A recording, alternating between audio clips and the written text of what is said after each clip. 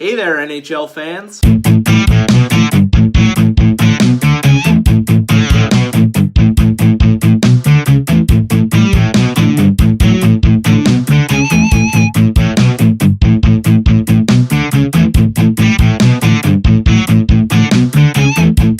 As you can see, I don't have my usual black and gold on today. That's because we're going to be talking about all 31 teams and what they did on free agency to make their team better. Let's get started. I do want to point out, I don't want this video to be an hour long, so we're not going to go over every single free agent ever signed in the history of 2018 free agency. We're just going to go over the ones that I think are going to make the biggest impact.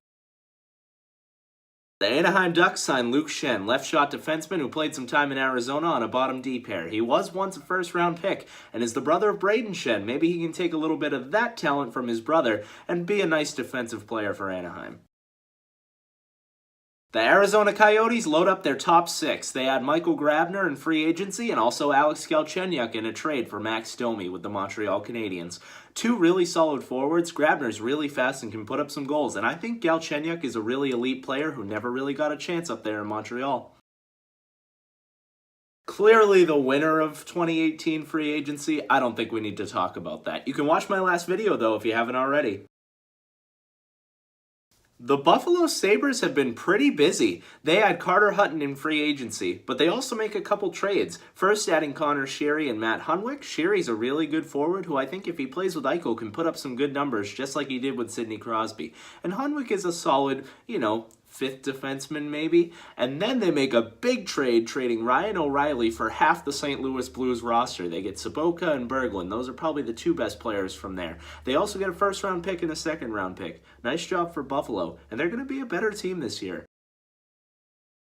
The Calgary Flames add some big names. Sorry, that was terrible. But you know who isn't terrible? James Neal. They add him in free agency, and he's just a goal-scoring machine no matter where he goes. So if he plays with Johnny Gaudreau and Sean Moynihan, look out. But he can also play on a second or third line if they want some depth in the organization. They also made a trade involving Dougie Hamilton and Ferland, and they get Noah Hanifin and Elias Lindholm. I think Noah Hanifin is a stud. I was begging for him to come to Boston. Didn't happen again. He's just never going to come here, it seems. But I think he's a really solid shutdown D who has a lot of offensive upside. And Lindholm is a solid third-line center. Nice job by Calgary.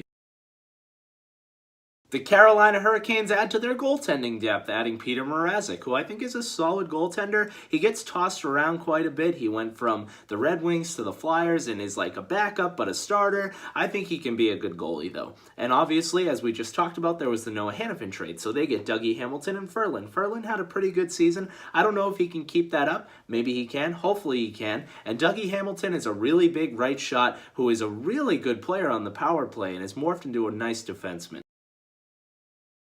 The Chicago Blackhawks had a really bad season last year, so what do? They go out and get Chris Kunitz. That's a fourth-line left wing locked in, but they get Cam Ward as well, who's a solid backup. The Colorado Avalanche add Matt Calvert and Ian Cole, a depth forward and a depth defenseman. Nothing wrong with that. The Columbus Blue Jackets get Riley Nash, who's a really good third-line center. The Dallas Stars add Anton Khudobin. He can be a solid backup to Ben Bishop. They also add Blake Como for forward depth. Just hope he doesn't pass back on any more breakaways. If you don't know what I'm talking about, make sure you look up that video after you watch this one. The Detroit Red Wings re-sign all-star defenseman Mike Green. They also add Thomas Vanek, who's always a shoo-in for some goals, and Jonathan Bernier, who's a solid backup who at times can show his ability to be a starter. The Edmonton Oilers add Tobias Reeder and Brodziak. I think Reeder was a really good player with the Coyotes. Not so good in LA, but if he gets to play on the top line, then you know he'll put up some points. Because anyone who plays with Connor McDavid looks good. Cough, cough, Patrick Maroon, who's still a free agent. The Panthers re-sign Jared McCann and also add Hutchinson for goaltender depth behind Bobby Lou.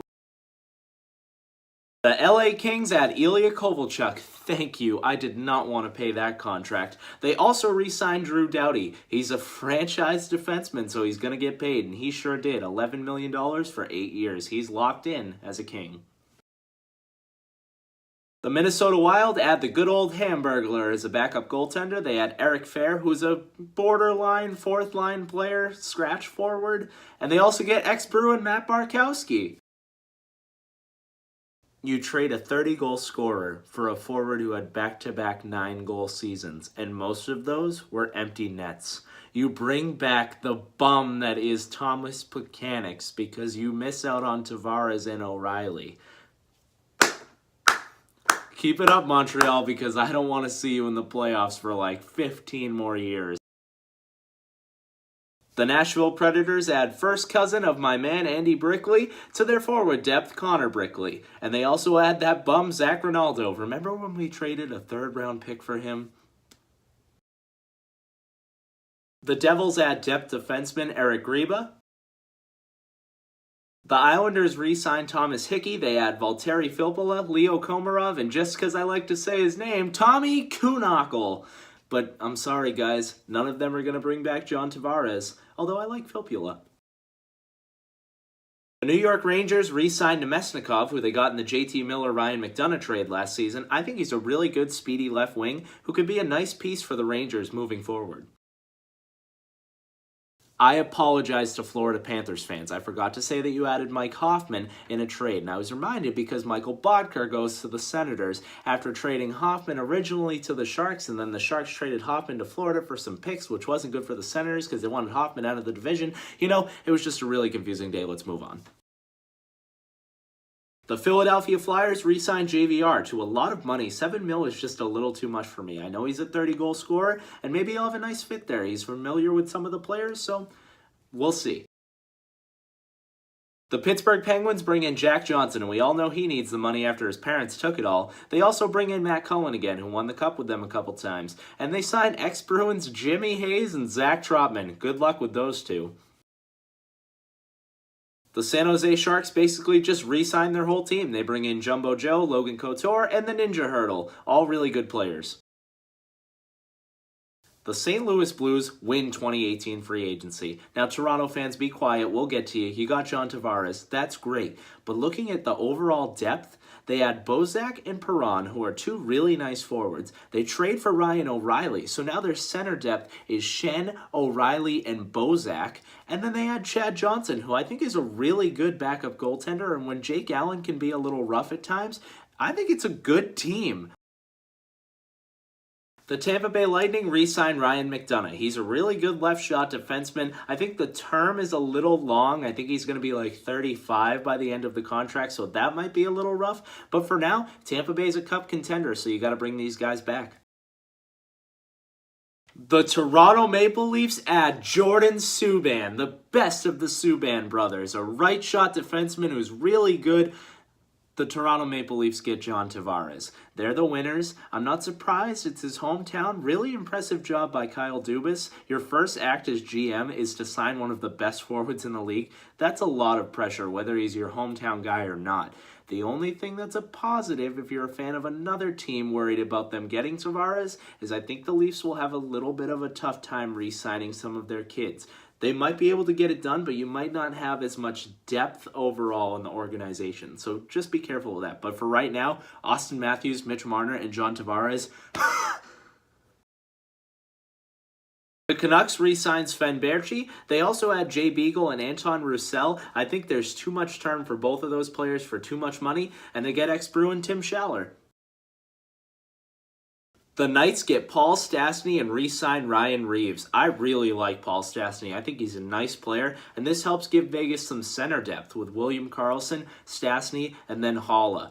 They really needed that, I think, in the finals. I think they had a tough time with like the 1-2 punch of Backstrom Kuznetsov. So now if you have Karlsson and Stastny, that can really help you against any team. The Stanley Cup champs re-signed Nick Dowd and Boyd. Not big moves for them, but I mean, they're still partying. They really don't care. And last but not least, the Jets get the best player from free agency, ex-Bruin Seth Griffith.